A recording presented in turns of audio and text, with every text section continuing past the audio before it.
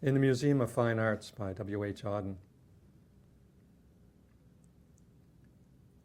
About suffering, they were never wrong, the old masters. How well they understood its human position, how it takes place while someone else is eating or opening a window or just walking dully along. My name is Jim Mulcahy. I am 63 years of age. I was born in Halifax in 1948. 10 years ago I was diagnosed with lymphoma, an aggressive type, was treated with rounds of chemo and radiation, relapsed, had a stem cell transplant. They gave me 2 to 5 years. I'm at the end of my 5th year. My last consultation, the oncologist suggested that there appeared to be something that was questionable, perhaps abnormal. So we are now living with that possibility that I've relapsed. 5 years ago, my wife was diagnosed with Huntington's, 3 of my 4 children as well, and we find ourselves now I find myself now being cared for and caring, and that is our life at the moment. With the cancer, the first cancer, lymphoma, I thought you could just take it out of me and get rid of it.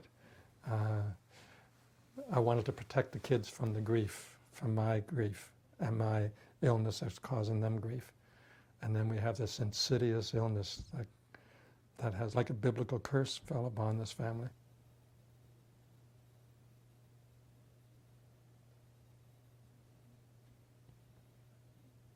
We drove up as a family. I was admitted, went through the kind of protocols of admission.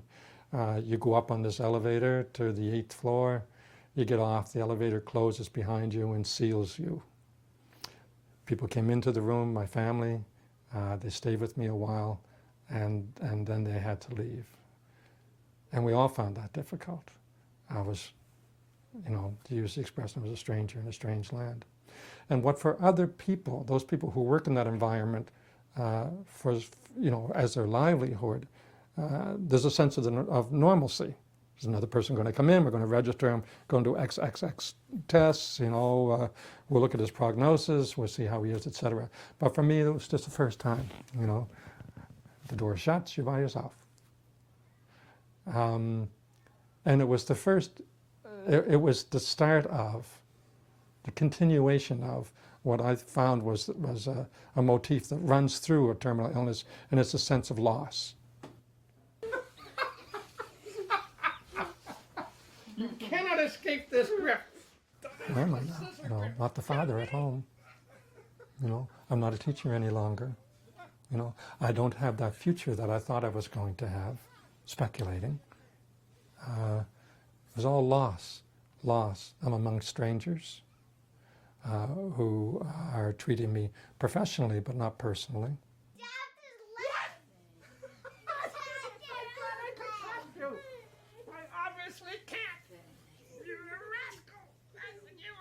The more they studied me and looked at me, it felt like I was at the wrong end of the telescope, and I was getting smaller and smaller and smaller as a person. And that was upsetting.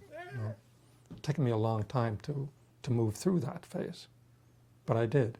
And there were some individuals, both members of the cleaning staff and the nursing staff, the dietary staff, whose behavior towards me, their relationship towards me, encouraged and cultivated recovery of, oh, I'm still me, I'm still me.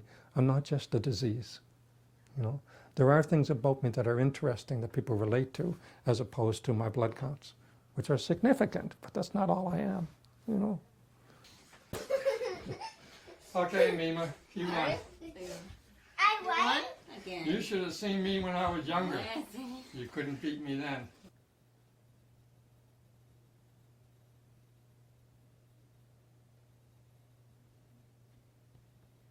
They take a sample from your bone marrow to see if the cancer has moved in that direction. So you curl up in kind of an infantile position, and in this case they took the sample from my hip. They had deadened that area of my body prior to it, but you felt a dull thud or a pressure as they were turning the needle into your bone marrow, into your bone to get the bone marrow. And it was upsetting. I was upset. I didn't understand what was happening, and it was just disconcerting. And there was a nurse, a young nurse, she had red hair, I remember that, who came over, who was there, who was part of this procedure to assist the doctor. But yeah, she held my hand.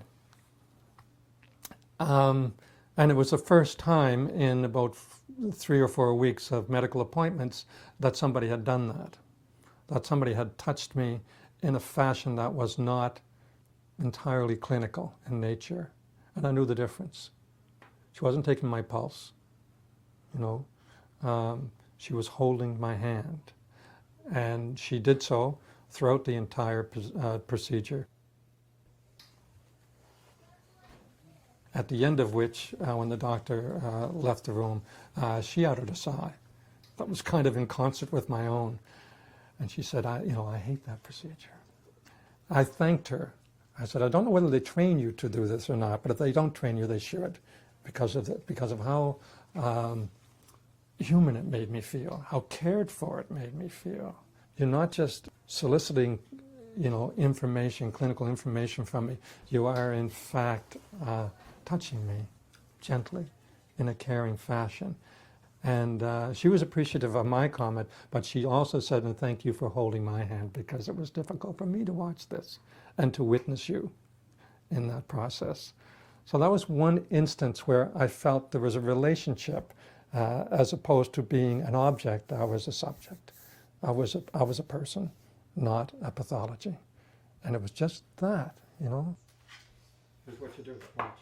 You get some flour out, and then you put it down like this, push it down. I've often thought of that because when I say those words, she touched me, you think that the touch indicates physical contact, but touch also indicates being moved. I was touched. The two meanings fit. And I certainly was moved by that gesture, as simple as it was. It wasn't complicated, but it was genuine.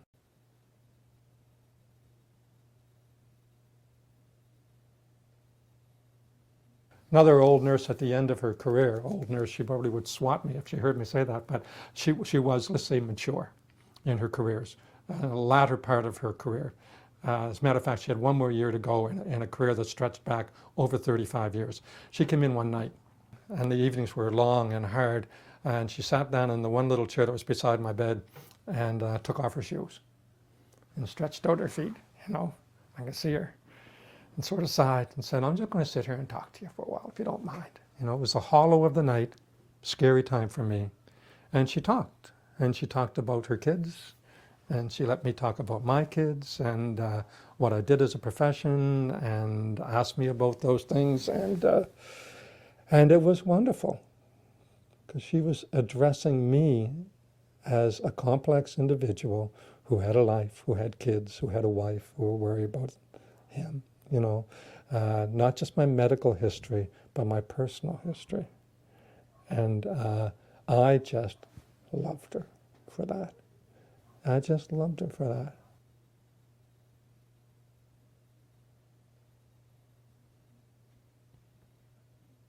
If we lose that other dimension, in which is that personal person-to-person thing where you are caring for me.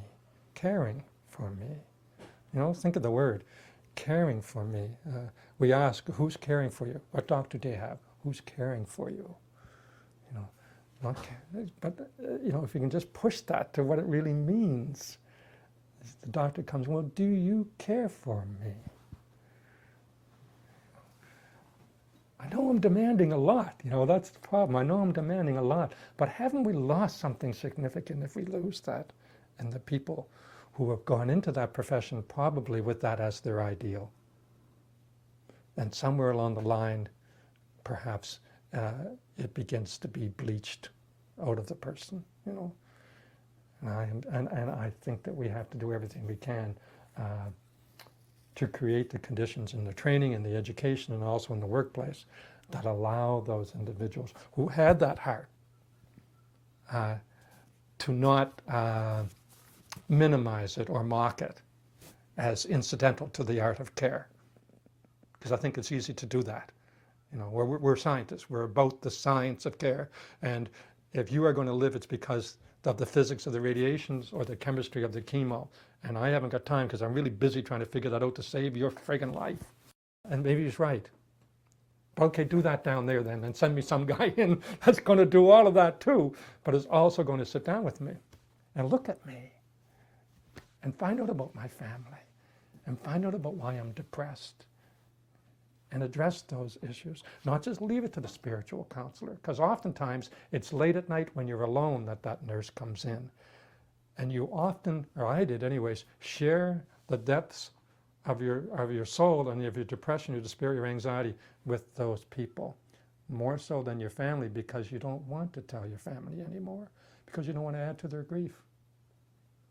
So you tell that woman that. And she says, well, that's okay, I just got to take your pulse. That's all I came in for. Okay, it has something to do with the pulse, but it has something to do with the heart. You know, can't you just stay here and listen to me? You can't solve it. I know you can't solve it, but it's the middle of the night and I've been up all night. I've been up all night listening to the sounds outside my room, watching the street light, listening to the rain against the window. I've been up all night thinking, what's going to happen to my children? What's going to happen to my wife if I die here? And now you're here in this room, and I can't tell my kids, and I can't tell the doctor. I see him for 5 minutes once a day if I'm lucky. You're here, and fate has brought us together, and this is your chance of experiencing that nobility and the sacredness, and I think that word is appropriate, the sacredness of being a caregiver. You know, this is what you came into this for, to attend to me. What a marvelous opportunity, I think. How many of us have that opportunity? How many of us go through mundane jobs over and over again? And here you have that opportunity, even when they're dying, even when it seems like you've failed. I'm dying, you know? And as fate would have it, you're going to be with me then. You know? And it doesn't hurt to put your hand on my shoulder. It doesn't hurt for the two of us to look at each other and even say that we might even have the courage to say those very unclinical words, I loved you. Hey? Well, it seems like it's an act of grace. And I don't mean that denominationally. I don't, because people can get all hung up about that stuff. I mean, that's a moment of grace. And most of us don't have those opportunities, you know. And there's my mom, you know, and there's so many mums, or sons or daughters. And I have the opportunity in the state of helplessness to be with you. I'm going to do that, you know. That's caring. This poem's called Miss Rosie by Lucille Clifton.